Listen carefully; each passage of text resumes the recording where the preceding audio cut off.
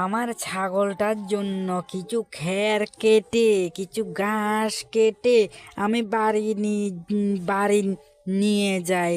কেননা আমার ছাগলটা তো বিকেল দিকে এই ঘাসগুলো খেতে পারবে।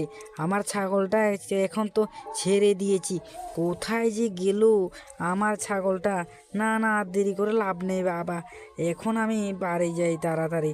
আমার ছাগলটা এদিকে আমাকে খুঁজতে খুঁজতে কোথায় চলে যাবে পরে সেটা আমি বলতে পারবো না। আমি তাড়াতাড়ি এখন বাড়ি চলে যাই, বাবারে বাড়ি চলে যাই। হ্যাঁ, আরে আমার মালিকটা কোথায় গেল? এখানে তো ঘাস কাটতে আসে।